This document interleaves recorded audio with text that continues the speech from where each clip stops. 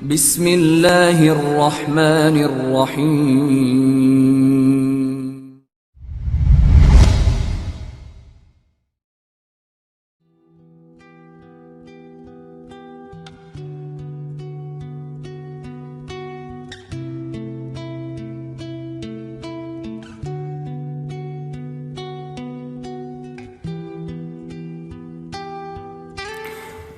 Bismillahirrahmanirrahim. Assalamualaikum warahmatullahi wabarakatuh. Ateis bertanya, siapa yang menciptakan Allah? Allah merupakan Tuhan semesta alam.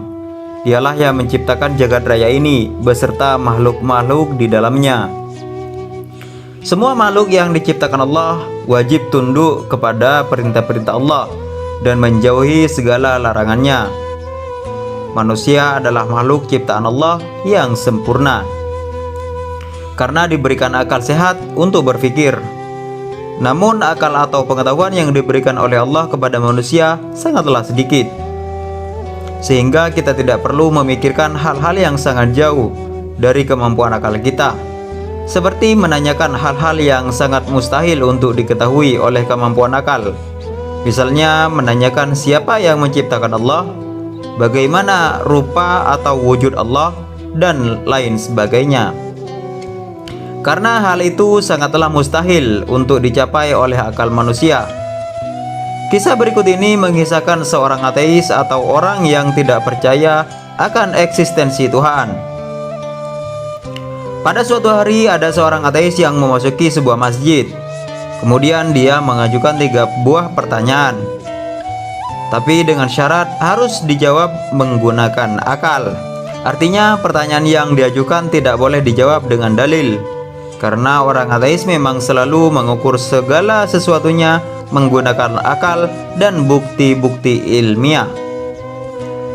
Dan mereka beranggapan bahwa dalil-dalil hanya dipercaya oleh pengikutnya saja, sedangkan dia orang yang tidak percaya dengan Tuhan.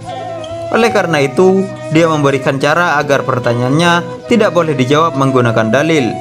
Lalu dia menantang orang-orang yang ada di masjid itu untuk menjawab pertanyaan-pertanyaan berikut. Yang pertama, siapa yang menciptakan Allah? Bukankah semua yang ada di dunia ini ada karena ada penciptanya? Bagaimana mungkin Allah ada jika tidak ada penciptanya? Kedua, bagaimana cara manusia bisa makan dan minum tanpa buang air? Bukankah itu janji Allah di surga? Dan pertanyaan terakhir, kalau iblis itu terbuat dari api, lalu bagaimana bisa Allah menyiksanya di dalam neraka? Bukankah neraka juga dari api? Mendengar pertanyaan dari ateis tersebut, tak ada seorang jamaah pun yang mampu menjawab pertanyaan tersebut, kecuali salah seorang pemuda yang kemudian menjawab 3 pertanyaan di atas satu persatu. Pemuda tersebut mencoba menjawabnya dengan begini jawaban pemuda tersebut. Jawaban untuk pertanyaan pertama, pemuda itu berkata, "Apakah engkau tahu dari angka berapa angka 1 itu? Berasal dari mana angka 2? Adalah hasil dari 1 tambah 1, atau 4 yang berasal dari 2 tambah 2? Ateis tersebut hanya bisa diam tanpa memberi jawaban.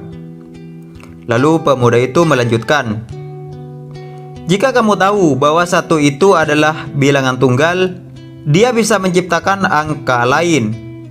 Dia tidak tercipta dari angka 1 pun. Lalu apa yang membuatmu sulit untuk memahami bahwa Allah itu adalah zat maha tunggal yang maha mencipta, tapi tidak bisa diciptakan?" Lalu lanjut jawaban yang kedua, pemuda tersebut mengatakan, "Saya ingin bertanya kepadamu, apakah kita ketika di dalam perut ibu kita semua makan? Apakah kita juga minum? Kalau memang kita makan dan minum, lalu bagaimana kita buang air ketika dalam perut ibu?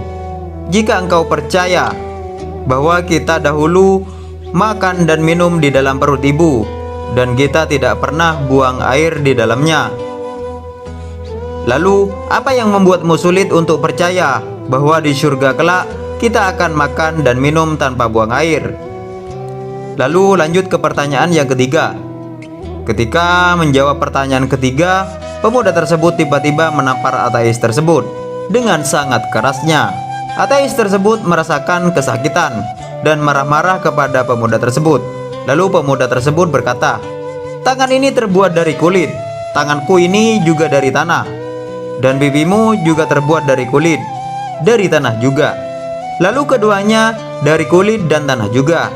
Bagaimana engkau bisa merasakan kesakitan ketika saya menamparmu? Bukankah keduanya tercipta dari bahan yang sama, sebagaimana iblis atau setan dari api neraka?" Ateis tersebut hanya bisa terdiam dan tertunduk tanpa bisa membantah apapun. Dari kisah ini mengajarkan kepada kita bahwasanya tidak semua pertanyaan yang berkesan mencela dan merendahkan Islam harus dihadapi dengan kekerasan.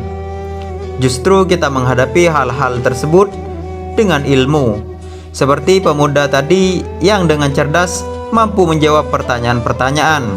Pertanyaan tersebut sangatlah sulit untuk dijawab. Itulah salah satu contoh pemuda Islam yang memiliki budi pekerti yang tinggi dan memiliki ilmu pengetahuan yang luas. Lalu siapakah pemuda yang menjawab pertanyaan-pertanyaan tadi? Ada yang mengatakan bahwa beliau adalah Imam Abu Hanifah rahimahullah ketika beliau masih muda. Dan demikianlah kisah ini. Semoga kisah ini mendapat manfaat bagi kita semua. Amin amin ya rabbal alamin. Barakallahu fikum. Assalamualaikum warahmatullahi wabarakatuh.